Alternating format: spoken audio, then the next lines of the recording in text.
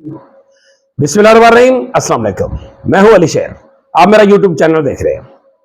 मैं सियासत, सहाफत, अदालत, वकालत, मईशत, इन तमाम इश्यूज पे बात करता हूं और जो डेवलपिंग स्टोरीज हैं उनके ऊपर खासतौर पे बात करते हुए सवालात उठाता हूं, टू द पॉइंट, बिल्कुल टच करते हुए।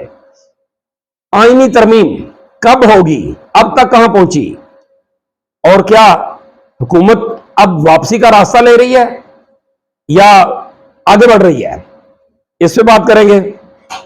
एक और चीज, पार्लियामेंट का मुश्तरका इजलास मुलतवी कर दिया गया है। पार्लियामेंट का मुश्तरका इजलास अब नहीं होगा, ये आपके सामने रखेंगे।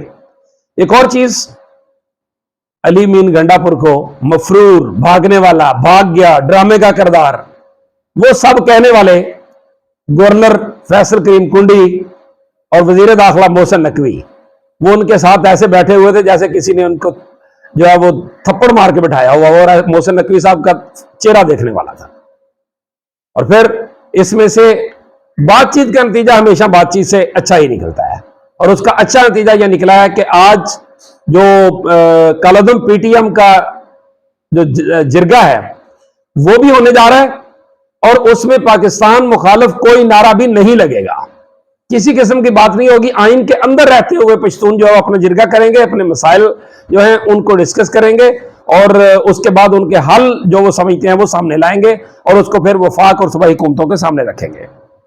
एक और चीज, Khyber Pakhtunkhwa house, Islamabad high court ने कल तहरीरी फैसला भी जारी कर दिया, मगर Khyber Pakhtunkhwa house ताहाल D seal नहीं हुआ। क्यों? मौलाना फजलुर रहमान आज एक इंतहाई अहम प्रेस कॉन्फ्रेंस करने जा रहे हैं जुमा के बाद 4 या 5 बजे। और एक और चीज, सैयद खुर्शीद शाह की सरबराही में जो खसूसी कमेटी है बराए आईनी तरमीम या आईनी मामलात, उसका इजलास शुरू हो चुका है और उस इजलास के अंदर पीटीआई की तरफ से बैरिस्टर गौहर शरीक हैं, बाकी लोग जो है वो शरीक हैं। लेकिन अब तक की इतलात के मुताबिक हुकूमत ने मदारी की तरह वो जो न्योला निकालना था वो अभी तक नहीं निकाला, यानी आईनी तरमीम का मुसवदा जो है वो सामने नहीं लाई है। 5 IPPs 10 रुपए यूनिट बिजली सस्ती होगी, कहते हैं अरबों रुपए इन IPPs ने खाए, तो क्या उनसे ये पूछा भी जाएगा कि ये सब मिलजुल के कैसे खाते रहे? और एक तरफ खुशखबरी कि बहुत से मुआहदे, SCO कॉन्फ्रेंस, सऊदी अरब के साथ मुआहदे, और दूसरी तरफ खलीजी जंग के मुमकिना असरात इसराइल और ईरान के, पेट्रोलियम मसनूआत 5 से 13 रुपए महंगी होने जा रही है। और नवाज बिलावल जरदारी, ये भी अहम मुलाकात थी और अब SCO के बाद आईनी तरमीम होने जा रही है। और इतवार के रोज कौन सी बड़ी खबर आने वाली है? एक लीगी का दावा है, लीगी का दावा, इस पे आपसे बात करेंगे। टू दी पॉइंट टच करते हुए चलते हैं आईनी तरमीम। नंबर 1, आईनी तरमीम को मुअख्खर कर दिया गया है शंघाई तामन तंजीम के बाद तक और बताया यह जा रहा है कि 17, 18, 19 इन दिनों में से किसी दिन जो है वो कौमी असम्बली और सेनेट के इजलास बुलाए जा सकते हैं और बिल टेबल किया जा सकता है और 21 से कबल पूरी कोशिश होगी इनकी कि 21 से कबल जो है वो आईनी तरमीमी मुसवदा जो है वो मंजूर करा लिया जाए।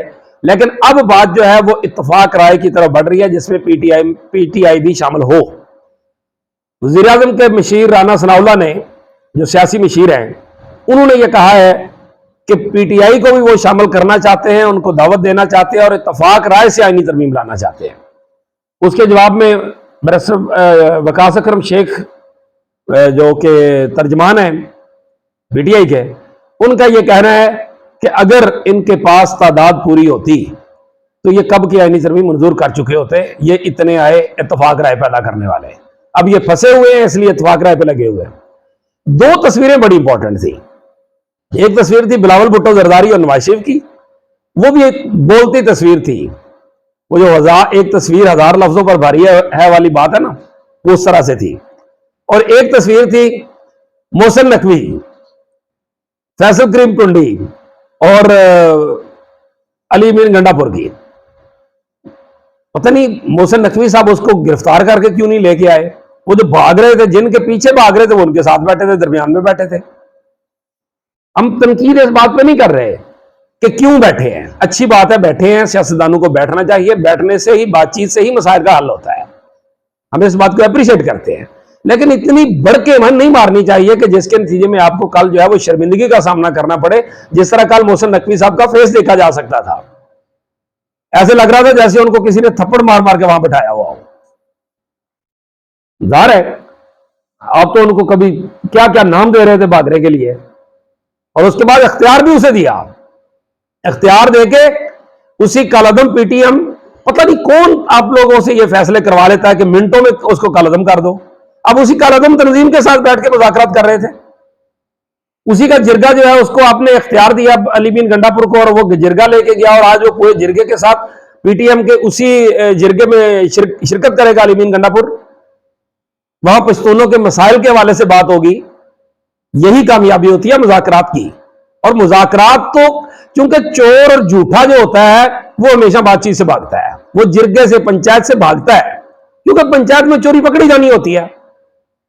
یہ سپریم کورٹ بھی تو ایک پنچایت ہی ہے نا، جیسے خواجہ آصف صاحب کہہ رہے ہیں کہ اگر یہ منصور علی شاہ صاحب آ گئے تو الیکشن کا آڈٹ ہوگا، اور اس کے نتیجے میں وہ پنچایت یعنی سپریم کورٹ کی پنچایت یا جرگہ جو ہے وہ چوری پکڑ لے گا۔ تو جرگے اور پنچایتوں سے تو چور بھاگتے ہیں، تو وہاں پہ علی مین گنڈا پور کو اختیار بھی دینا پڑا، وہ وہاں پہ گئے، انہوں نے جا کے مذاکرات کیے، مذاکرات کرتے ہی رات کو ان کے ساتھ جرگہ کامیاب ہوا، اور آج وہ جرگہ ہو رہا ہے، اس میں پاکستان مخالف کوئی نعرہ بھی نہیں لگے گا، پاکستان کے حوالے سے کوئی نیگیٹو بات بھی نہیں ہوگی، پشتونوں کے حقوق پہ بات ہوگی، اس کے لاہ عمل پہ بات ہوگی، اگلی چیزیں ساری ہوں گی۔ یہ ایک اچھی کامیابی ہے۔ دوسری چیز کہ مشترکہ اجلاس چینی وزیر اعظم نے خطاب کرنا تھا، لیکن اب بتایا جا رہا ہے کہ وہ ملتوی کر دیا گیا ہے۔ اب چینی وزیر اعظم جو ہے وہ پارلیمانی رہنما جو ہیں مختلف سیاسی جماعتوں کے، ان سے ملاقات کریں گے، روسی وزیر اعظم بھی آئیں گے، وہ بھی خطاب کریں گے، اس کے ساتھ ملاقات کریں گے، اسی طرح سے ایرانی صدر آ رہے ہیں۔ تو یہ ایس سی او کے حوالے سے ایک اچھی کانفرنس ہے، اچھی پیش رفت ہے، پاکستان کو بطور مجموعی، بطور قوم اس پہ پازیٹیو رسپانس دینا چاہیے، دیا بھی جا رہا ہے، اور ریڈ زون کو بہت خوبصورت سجایا گیا ہے، مہمانوں کو پتہ چلے گا کہ ہم کہاں آئے ہیں۔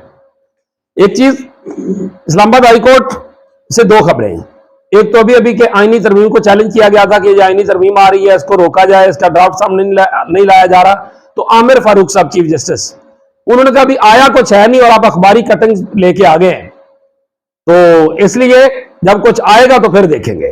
انہوں نے اس کے اوپر کوئی ریلیف نہیں دیا ہے۔ جو کل انہوں نے ریلیف دیا تھا خیبر پختونخوا اس کو ڈی سیل کرنے کا، اس پہ ابھی تک عمل درآمد نہیں ہوا ہے، کیونکہ تحریری فیصلہ جو ہے وہ جاری بھی کر دیا گیا، پھر بھی نہیں ہوا۔ جہاں تک ایک خوشخبری ہے کہ 5 آئی پی پیز کے ساتھ معاہدے ختم ہو گئے ہیں، اور اس سے 10 روپے تک بجلی سستی ہو سکتی ہے، وہاں دوسری ایک افسوسناک خبر ہے، اور وہ ہے کہ اسرائیل اور ایران کے ٹینشن کی وجہ سے جو پیٹرولیم مصنوعات کی قیمتیں بڑھ رہی ہیں، اس سے پیٹرولیم مصنوعات کی قیمتیں پاکستان میں بھی آنے والے جو ہے 15 کے بعد 5 سے 13 روپے تک بڑھ سکتی ہے۔